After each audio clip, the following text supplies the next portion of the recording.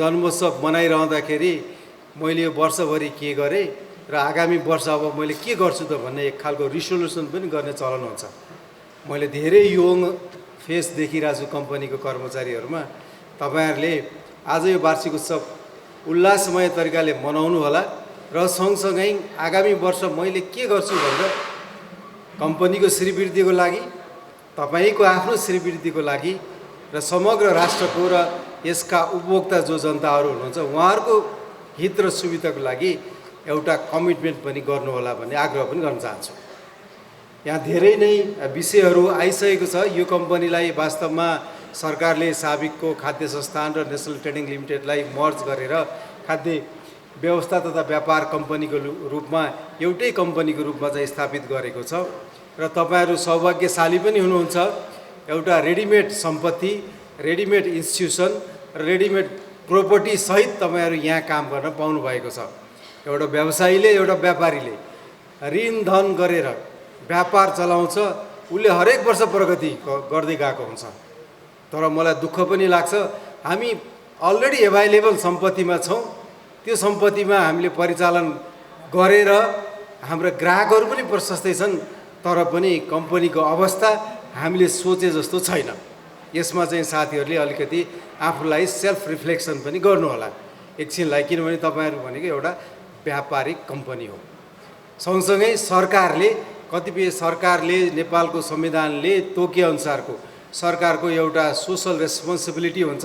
नेपालको सरकार भनेको, नेपालको संविधान भनेको यो एक खालको वेलफेयर स्टेट हो। त्यो वेलफेयर स्टेटको अवधारणा अनुसार हामीले दुर्गमका, अति पिछडिएका क्षेत्रका जनताहरूलाई बेसिक आधारभूत खाद्यान्नहरू, नुन लगायतका पदार्थहरू समयमा आपूर्ति गर्नु पनि पर्ने हुन्छ। त्यसको लागि यहाँहरू मार्फत सरकारले त्यो चिजहरू आपूर्ति गराइरहेछ। त्यसमा यहाँहरूले गरेको योगदानको लागि धन्यवाद पनि दिन चाहन्छु। तर यो पनि नबिर्सौँ कि सरकारले हरेक चिज, हरेक किलोको भाडादेखि लिएर सबै निःशुल्क दिएका चिजहरूको तपाईँहरूलाई पैसा पनि दिन्छ र केही बाँकी भए त्यो पनि दिन्छ। त्यसमा तपाईँहरूले अन्यथा सोच्नुपर्ने केही पनि अवस्था छैन। तर यो काममा चाहिँ यहाँहरू खरो उत्रिनु होला भन्ने मैले आग्रह गर्न चाहन्छु। यो मन्त्रालयमा अथवा यो सचिव भएर आइसकेपछि र खास गरेर यसको अध्यक्ष पनि, यो कम्पनीको अध्यक्ष भइसकेपछि नि म आउँदाखेरि साह्रै नै एक खालको तपाईँहरूको अनिश्चयता थियो कम्पनीमा, एकदमै अनिश्चयता थियो। कर्मचारी साथीहरू जो लोकसेवा थ्रु आउनु भएको थियो उहाँहरूलाई पनि कतै निकाल्नै पर्ने हो कि भन्ने खालको अवस्था पनि थियो र कतिपय साथीहरूको वृत्ति विकास पनि रोकिएको थियो। हामीले एक खालको मेरो सञ्चालक, सहकर्मी टिमहरू र यहाँकै साथीहरू सबैको सुझबुझपूर्ण तरिकाले गर्दाखेरि अब तपाईँहरूले त्यसरी आत्तिनु नपर्ने अवस्था छ। अब तपाईँहरू कुनै पनि किसिमले विचलित हुनु नपर्ने अवस्था छ। जसको साथीहरूको प्रमोसनहरू रोकिएको छ उहाँहरूको प्रमोसनहरू भएको छ। जसको साथीहरूको वृत्ति विकास हुनुपर्ने थियो त्यो पनि भएको छ र फ्रेस आउनुभएको साथीहरूले पनि आफूलाई एउटा स्ट्याबिलिटीको महसुस गर्न पाउनु भएको छ। अब त्यो स्ट्याबिलिटीलाई, तपाईँहरूको त्यो प्रमोसनलाई सर्भिस डेलिभरीमा तपाईँले रिफ्लेक्ट गर्नु पर्यो। अघि युनियनको साथीहरू, कर्मचारी सङ्गठनको साथीहरूले पनि भन्नुभयो, एकजना साथीले त अब साधारण सबै भएन भन्नुभयो। हो, भएन, तर अडिट गराउनु पर्दैन कि? अडिट पनि सञ्चालक समितिले गराइदिने हो। तपाईँहरूको दायित्व के हो? अडिट गराएर ल्याउनुहोस् न। कम्पनी ऐनले तपाईँहरूलाई कहिलेसम्म, कार्तिक मसान्तसम्म होला सायद, अडिट गराउनुहोस् भनेको छ। त्यो गर्ने कि भाषण मात्रै गर्ने? अडिट गराएर ल्याउनुहोस्, हामी तपाईँको साधारण सभा मजाले गराइदिन्छौँ। हामीलाई कुनै पनि रोकटोक छैन। आफ्नो कर्तव्य गर्दा अरूलाई दोष लगाउनुभन्दा पहिला आफ्नो कर्तव्य चाहिँ गर्नु पर्यो। र म कम्पनीको प्रमुख कार्यकारी अधिकृतलाई यहीँबाट निर्देशन दिन्छु, तपाईँले कम्पनी ऐनले तोकेको अवधिभित्र अडिट गराउनुहोस् पहिला, त्यसपछि आउनुहोस् हामी कहाँ। हामी तुरुन्तै तपाईँको वार्षिक साधारण सभा जुन ब्याकलग छ त्यो सहित गराइदिन्छौँ। यसमा कुनै दुविधा नलाग्नुहोस्, मन्त्रालय तपाईँहरूको साथमा छ। तर खालि शर्त के हो भने आफ्नो कर्तव्य गर्नु पर्यो। त्यो चाहिँ मैले यहाँहरूलाई आग्रह गर्छु। र सँगसँगै कम्पनीको दायित्वहरू छ। तपाईँहरूले मिनिमम लेभलको खाद्य सुरक्षा भण्डार र नेसनल सुरक्षा भण्डारमा पनि मिनिमम लेभलको एउटा खाद्यान्न हाम्रो डिपोजिट हुनुपर्छ, खाद्य भण्डारण हुनुपर्छ। मलाई लाग्छ त्यसमा तपाईँहरू फेल भइराख्नु भएको छ। खै त्यो राखेको मिनिमम लेभलको सुरक्षा, त्यो मिनिमम लेभलको सुरक्षा राख्नु पर्यो। अहिले संसारभरि नै फुड सेक्युरिटी भनेको सबभन्दा एकदम इमर्जिङ इस्यु छ। संसारका G20 को नेताहरू भन्नुहोस् अथवा ठुलो मान्छेहरू ठुलो देशका हामी जस्तो गरिब देशलाई बिर्सिनु सक्छ नि ठुलो देशमा पनि अहिले चाहिँ खाद्य सुरक्षा भनेको एकदमै बर्निङ इस्यु छ र त्यो खाद्य सुरक्षा कायम गर्ने नेपालको हकमा चाहिँ यो जिम्मेवारी सरकारी तवरबाट यहाँहरूको जिम्मेवारी छ कम्तीमा पनि यहाँहरूले वार्षिक लक्ष्यको रूपमा तोकिएको खाद्यान्नहरू खरिद गर्नुहोस् र कम्तीमा जुन मिनिमम लेभलको खाद्य सुरक्षा भण्डारण गर्नुपर्ने छ त्यो भण्डारण पनि यहाँहरूले गर्नु होला यो पनि म यहाँहरूलाई यहाँहरूको कम्पनीको अध्यक्षको हिसाबले यहाँबाट निर्देश पनि गर्छु र हालसालै पनि यहाँहरूले टेन्डर गर्नुभएको छ मैले प्रमुख कार्यकारी अध्यक्षलाई मैले मात्र होइन मान्य मन्त्रीले हामी सबैले भनेका छौँ तपाईँले टेन्डर गरेको चिज पनि किन्न सकिन्न कि भन्नुहुन्छ किन सकिँदैन आफूले टेन्डर गरेको चिज त त्यसलाई त तपाईँले त्यो जो मान्छे परिबन्धमा परिसकेको छ जसले बोल कबल गरिसकेको छ व्यापार भनेको सधैँ नाफा मात्रै त होइन पनि होला सजिलो मात्रै होइन होला केही समय अघिसम्म नेपाली किसानहरूले टमाटर चाहिँ तपाईँको सडकमा फाल्नुहुन्थ्यो अहिले हेर्नुहोस् त हाहाकार धैर्यता पनि चाहिन्छ त्यसैले यो जुन तपाईँको पोलिसी अनुसारको खरिद गर्नुपर्ने जुन टेन्डर गर्नुभएको छ त्यो चामलहरू धानहरू अरू जुन वस्तुहरू छ त्यो समयमा खरिद गर्नु होला मलाई लाग्छ उहाँले अब खरिद गर्ने प्रक्रिया चाहिँ सुरु भइसक्यो भन्नुभएको छ त्यो गर्नु होला सरकारले धानको मिनिमम न्यूनतम समर्थन मूल्य तोकिदिसकेको छ तपाईँले असोज कार्तिक कहिलेदेखि हो जुन सिजनदेखि आउने हो त्यो सिजनदेखि नै खाद्यान्न खरिद गर्न लाग्नु होला सरकारले यो कम्पनी सरकारको कम्पनी हो साथीहरूले त्यो नबिर्सिनु होला यो कम्पनी विशुद्ध रूपमा नेपाल सरकारको कम्पनी हो त्यसैले सरकारले भनेको चिजहरू तपाईँहरूले गर्नमा कुनै पनि आफूलाई दुविधा चाहिँ नगर्नु होला सरकारको आर्थिक अवस्था अहिले तपाईँहरूले थाहा पनि पाउनु भएको छ आर्थिक मन्दीको अवस्था छ सरकारको राजस्वहरू राम्रोसँग उठिरहेको छैन त्यो बेला तपाईँहरू चाहिँ आफ्नो तोकिएको कामको लक्ष्य निर्धारणको उद्देश्य पुरा गर्नु त कहाँ हो कहाँ हामीलाई यो भत्ता भएन त्यो भत्ता भएन त्यो भएन भनेर भन्नुहुन्छ बा पहिला तपाईँहरूले कम्पनीको उद्देश्य अनुसार काम त गर्नुहोस् न त्यसपछि हामीलाई बाध्य हुन्छ कि ओहो उहाँहरूले यति राम्रो काम गर्नुभएको छ इन्सेन्टिभाइज गरौँ नत्र त फेरि जर्ज अरवेलको किताबको कहानी जस्तै हुन्छ कहानी बताउन चाहन्न तर all are equals but some are more equals भन्न चाहिँ हुँदैन जस्तो लाग्छ मलाई पहिला आफ्नो चाहिँ कर्तव्य गरौँ त्यसपछि सरकारले तपाईँहरू रक्षा गर्छ तपाईँहरूको जागिरै धोरमोर हुँदा पनि हामी लाग्यो लोकसेवामा पर्सनली पनि हामीले पर्सनल कन्ट्याक्टको आधारमा पनि तपाईँहरूको समस्याहरू समाधान गरेका छौँ र हामी गर्छौँ त्यसमा तपाईँहरूले आफूलाई यताउता केही पनि नसम्झनु होला तपाईँहरूका केही विषयहरू अर्को एउटा मलाई एकदमै खुसी पनि लागेको छ जुन रैथाने बाली परिवर्तनको हिसाबले जुन खाद्य व्यवस्था कम्पनीले यहाँ हाम्रो थापथलीक स्टोरबाट अनलाइनमै पनि तपाईँहरूले जुन किसिमको बिक्री वितरण सुरु गर्नुभएको छ यसलाई अझै अगाडि बढाउनुहोस् मैले बारम्बारको भेटमा भन्ने गरेको छु अझै अगाडि बढाउनुहोस् किनभने अहिले हामी नेपाल चाहिँ अहिले पनि तपाईँहरूले देख्नु भएको छ हामी खाद्यान्न भारतले चाहिँ चामल निर्यातमा रोक लगायो भनेर माग्दैछौँ जबकि हाम्रो खेतबारीहरू बाँझो छ हामीले किसानलाई आफूले उत्पादन गरेको चिज सरकारले किनिदिन्छ भन्ने कुरा ग्यारेन्टी गर्न सकेका छैनौँ किसानलाई ग्यारेन्टी गरिदिनु पर्ने छ मलाई साधुवाद भन्न मन लाग्छ सिमकोट पालिकाका अध्यक्षज्यूलाई उहाँले चाहिँ थप इन्सेन्टिभाइज गरेर सिमीमा 50 रुपियाँ अनुदान दिएर हुन्छ अथवा अन्य चिजहरूमा पालिकाले अनुदान दिएर हुन्छ उहाँले रैथाने बाली प्रवर्धन गर्नको लागि जुन मेहनत गर्नुभएको छ यो देशैभरिका 753 पालिकाका अध्यक्ष अथवा प्रमुखहरूले पनि यो गर्नु होला यो भाषण यदि सुन्नु भएको छ भने त्यो निवेदन पनि गर्न चाहन्छु रैथाने बाली प्रवर्धन गर्ने हो यो गहुँ के अरे कोदो फापर लगायतका जुन जे छन् हाम्रा चाहिँ रैथाने बालीहरू तिनीहरूलाई कुनै बेला कुअन्न भनिन्थ्यो अहिले भारतले श्री अन्न भन्छ हेर्नुहोस् यो अहिले तपाईँले हेर्नुभयो होला नि सहरतिर ढिँडो खाने कल्चर बढिरहेछ किनभने त्यसमा बढी न्युट्रिसियस फ्याक्टहरू पाउँछ त्यो खाँदाखेरि तपाईँको अरू रोगहरू कम हुने र तागत बढी हुने हुन्छ यस्तो बिजनेसमा तपाईँहरू लाग्नु भएको छ र हामीले अस्ति एउटा बैठक गर्दाखेरि सङ्घीय मामला मन्त्रालयसँग करिब 100वटा पालिकाहरूले त रैथाने बाली परिवर्तन गर्नको लागि अभियान नै चलाएको छ भन्ने छ म यहाँलाई निर्देश पनि गर्न चाहन्छु कि ती 100 पालिकामा तपाईँहरूको रिच बढाउनुहोस् कन्ट्याक्ट गर्नुहोस् र हामी किन्दिन्छौँ भनेर एउटा चाहिँ तपाईँहरूले ग्यारेन्टी दिनुहोस् बरु त्यो ग्यारेन्टी दिनलाई कुनै किसिमको कम्पनीलाई क्षतिपूर्ति गर्नुपर्छ भने अर्थ मन्त्रालयसँग कुरा गरेर पनि हामी त्यो क्षतिपूर्ति दिलाउन एकदमै प्रयास गर्छौँ तर तपाईँहरूले रैथाने बाली चाहिँ परिवर्तन गर्न जुन सुरुवात गर्नुभएको छ एकदम राम्रो गर्नुभएको छ तर यो व्यापकता हुनु पर्यो अहिले माग अनुसारको आपूर्ति गर्नै सकिएको छैन भन्नुहुन्छ भीमजी यही हुनुहुन्छ दिनै सकेको छैन सर भन्नुहुन्छ यो भएन है। थुप्रै छन् हाम्रो पहाडी इलाकाहरू जहाँबाट यी चिजहरू चाहिँ आपूर्ति हुनसक्छ। त्यहाँनिर तपाईँहरूको प्रचार गर्नुहोस्, पत्रिकामा दिनुहोस्, एफएमहरूमा पुग्नुहोस्, हामी किनिदिन्छौँ भन्नुहोस् है। ठुलो भ्यालु एडिसनमा बिक्छ। किनभने अहिले पहिला चामल चाहिँ के अरे अब धनीले खाने हुन्थ्यो हाम्रो पहाडतिर, अब अहिले चाहिँ कोदो धनीले खाने भएको छ के, फापर धनीले खाने भएको छ, कागुलो धनीले खाने भएको छ। धनीलाई 2-4 रुपियाँ बढी लिएर पनि केही फरक पर्दैन, लिनुहोस्। तर किसानलाई यसमा चाहिँ आश्वस्त पार्नुहोस् र त्यो सौभाग्य यहाँहरूले पाउनु भएको छ, यो गर्नु होला।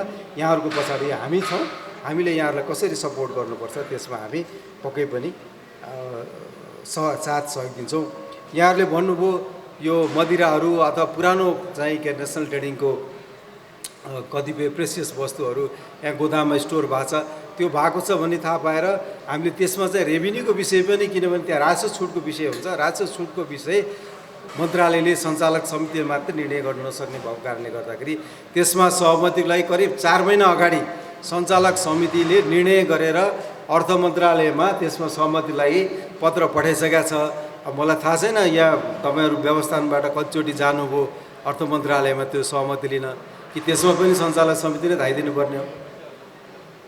तपाईँहरू गएर सञ्चालक समितिले निर्णय गरेर त्यहाँ जानुहोस्, लेखिदिइसकेको छ हामीलाई सहमति दिनुहोस् भनेर, जानु पऱ्यो नि, त्यहाँ लिएर आउनुहोस् न। हामीलाई चिन्ता छैन राष्ट्रको सम्पत्तिको, त्यत्रो सम्पत्ति छ, त्यहाँ जानुहोस्। त्यहाँ भएन भने हामी कहाँ आउनुहोस्, त्यहाँ भएन यो फाँटमा जाँदाखेरि यसरी दिएन भन्नुहोस् है। नत्र अब के हुन्छ, बोर्ड त तपाईँको 15 दिनमा 20 दिनमा एकचोटि बस्छ अथवा आवश्यकता अनुसार बस्छ, बोर्डले पोलिसीगत काम गरिदिने हो। फेरि त्यो भएन भने बोर्डलाई अडिट गर्नुहुन्न, त्यो पनि बोर्डलाई, अरू सम्पत्तिहरूको दायित्वहरू तपाईँहरू खालि भाडा मात्रै खाए जस्तो बुझिरहेको छु मैले।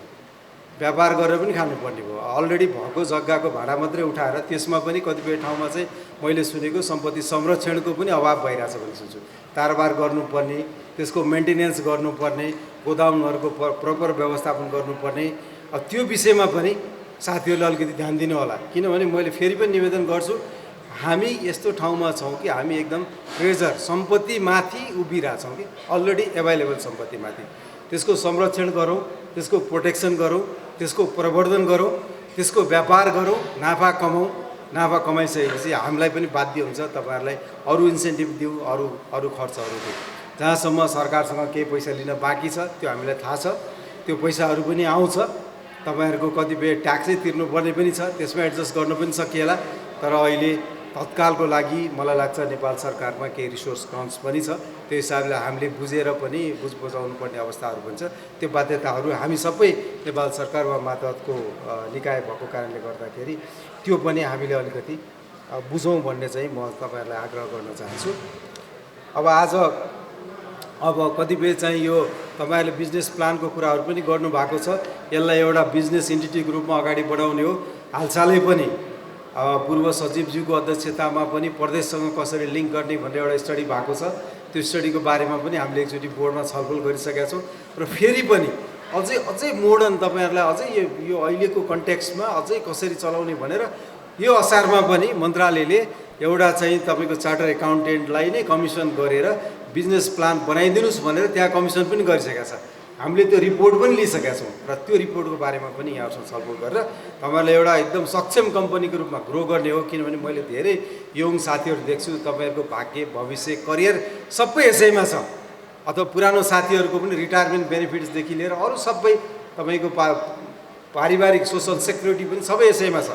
त्यसैले गर्दाखेरि हामी तपाईँहरूसँगै छौँ, यसलाई बिजनेस मोडलमा चलाउँ। आज वार्षिक उत्सव हो, तपाईँहरूको जन्मोत्सव पनि हो। म धेरै कुराहरू तपाईँहरूलाई फेरि ओभरलोडेड गर्न चाहिँ चाहन्न। तपाईँहरूलाई धेरै शुभकामना छ। तपाईँहरूको पछाडि सिङ्गो सरकार छ, आफूलाई एक्लो नसम्झिनु होला। तपाईँहरूका एकदमै चुनौतीपूर्ण घडीमा, कठिन घडीमा पनि हामीले साथ सहयोग दिएर तपाईँहरूलाई एउटा स्टेबल अर्गनाइजेसनको रूपमा अगाडि बढाएको छौँ।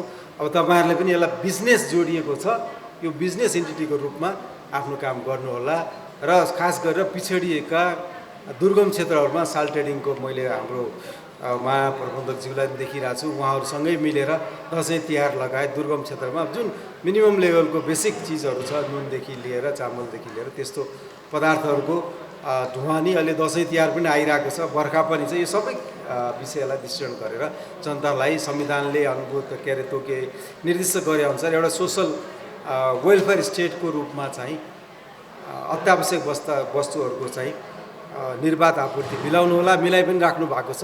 यति भन्दै पुनः एकपटक यो चौथो वार्षिक उत्सवको उपलक्ष्यमा यहाँहरू सबैलाई हृदयदेखि नै हार्दिक मङ्गलमय शुभकामना दिन्छु र मेरो आफ्नो भनाइ यही टुङ्गाउँछु। धन्यवाद। र आजको यो सभा पनि सायद यही अन्त गर्छु।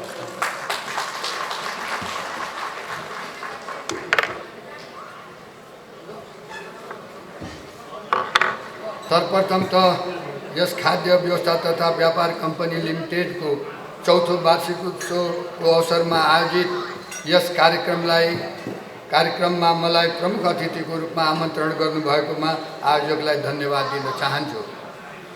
साथै यस चौथो वार्षिक उत्सव अवसरमा कम्पनीको उत्तरोत्तर प्रगतिको कामना गर्दै शुभकामना व्यक्त गर्न चाहन्छु। खाद्यान्न लगायत अत्यावश्यकीय उपभोग्य वस्तुको सहज र सुलभ आपूर्तिमा बजार निर्माताको भूमिका खेल्न सक्ने एक सक्षम व्यावसायिक संस्थाको रूपमा स्थापित गर्ने दीर्घकालीन सोचका साथ नेपाल सरकारले तत्कालीन नेपाल खाद्य संस्थान र नेसनल ट्रेडिङ लिमिटेड कम्पनीलाई खाद्य व्यवस्था तथा व्यापार कम्पनी लिमिटेडको रूपमा रूपान्तरण गरिएको थियो।